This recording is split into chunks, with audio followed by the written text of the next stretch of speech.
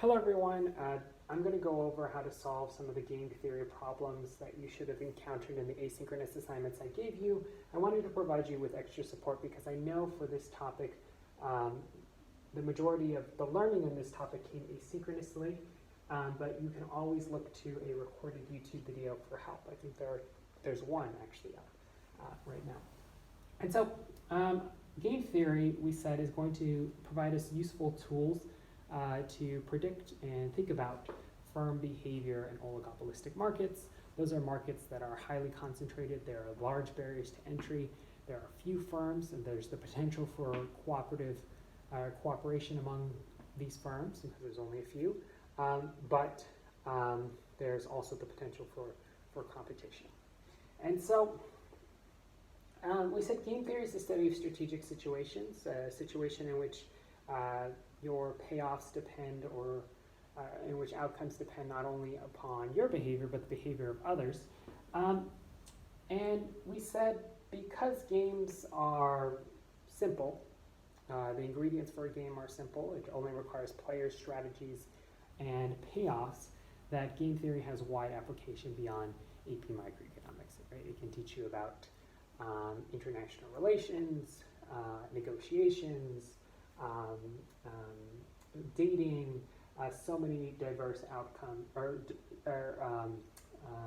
animal competition, so many applications of game theory beyond microeconomics. But let's work through a microeconomic example. We said that we were only going to work through very simplistic and stylized examples in this class of assuming that there are two players in a game with two different sets of strategies. So a simple 2x2 payoff matrix, as you can see here. But nonetheless, we can still develop powerful insights from these very simplistic type of games. And so we can see here that we have Coke, that is the row player, and there are two strategies, to advertise or not to advertise, and Pepsi, that is the column player, and the two strategies to advertise and not to advertise. And the row player's payoffs are going to be the first number, the column player's payoffs are going to be the second number. And so these payoffs represent sorry for the mess around these numbers, but these payoffs represent the net profits of each firm, the net profits of each firm based on this game. And so if both players decide to advertise, their net profits are $3 million apiece. If Coke decides not to advertise and Pepsi decides to advertise, Coke's net profits are in the negatives, negative $5 million to Coke's 12 or Pepsi's 12 million, and the reverse is true if Pepsi doesn't advertise and Coke does. And then finally, this payoff where both don't advertise, they both would have a net profit of 10 million apiece. Okay. And so one of the ways to solve this game or predict this game, we're going to enlist two types of concepts. We're going to enlist this idea of a dominant strategy and also the Nash Equilibrium concept. So have you seen the movie A Beautiful Mind? I think it came out in 2001 and won the Oscar for Best Picture. That's the subject of the film. John Nash, he's the subject of the film. He won a Nobel Prize in Economics for his work developing the Nash Equilibrium. So a dominant strategy is a course of action that outperforms that player's other strategies, no matter what the other player does. And so the way that we go about trying to find dominant strategies is we make an assumption about one player's action. So let's just say Pepsi decides to advertise, and we can actually physically cover Pepsi, or this column right here because it's no longer relevant, and think about the payoffs associated with Pepsi deciding to advertise. And think about the best response that Coke can make if Pepsi decides to advertise. And the best response is here, right? Because 3 million is bigger than negative 5 million. Then we do the same logic, and we see that the best response is for Coke to advertise again because 12 million is greater than 10 million. And so we see that we have a dominant strategy. I think some of you are getting confused and thinking a dominant strategy means they're going to win the game, and they're like, No.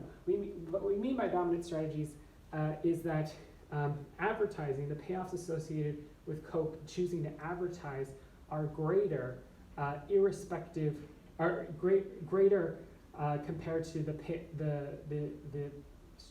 Coke's strategy not to advertise, irrespective of what the other player does. Right? 3 and 12 are bigger than -5 and 10. Okay? And so if we have one dominant strategy, we can come up with a solution to the game, because then the other player's strategy is just going to be the best response to Coke's strategy, because Coke is likely going to advertise.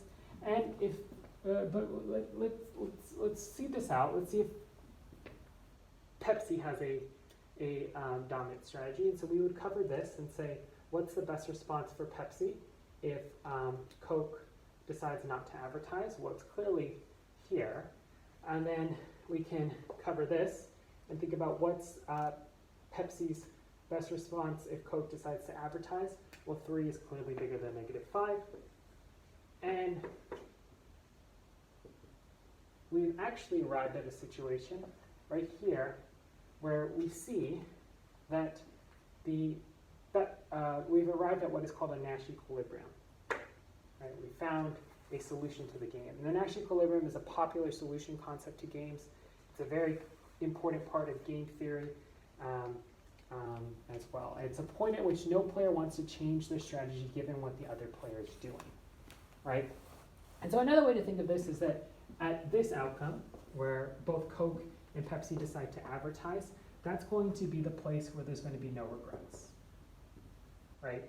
Pepsi is not going to look at this outcome and say, oh, dang, I really wish I didn't advertise. No, because then their payoffs would have been -5. And, I'm sorry, Coke's payoffs would be -5. And Pepsi's is going to do the same, and they're not going to have regrets because then their payoffs would have been -5 too, right? There's #no regrets. It's a Nash equilibrium. Now, in this game, any other outcome, there would be regrets. Even this seemingly better cooperative outcome, there would be regrets associated with this outcome because there's going to be both players would say, oh, dang, I really wish I would have advertised because that player would have had negative profits and I would have had 2 million more in net profits. Right, so this is a Nash equilibrium. And this is actually a famous game. And the application of this game goes beyond, of course, just game theory, a specific application. Prisoner's dilemma. Right, it's a situation in which we arrive, and we can actually do the math, at the third best outcome, right? A suboptimal outcome. It's the third best, second worst outcome. The worst outcome for both Coke and Pepsi is asymmetric, meaning it's different for both of them, but we can see that it's a situation in which the other advertises and they don't. It's the third best outcome, the second worst outcome, but it nonetheless is the Nash equilibrium. It's our solution to the game, right? And so the idea behind a prisoner's dilemma is it's trying to underscore the difficulty of cooperation in oligopolistic markets. Because we can expand this game to industries in which there are more than just 2 players, and we can think about it much the same way.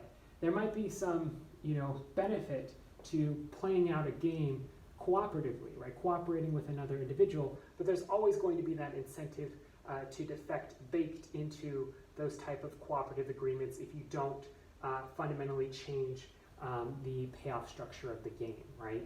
There's going to be an incentive to deviate and move towards the Nash equilibrium. Okay, we're done.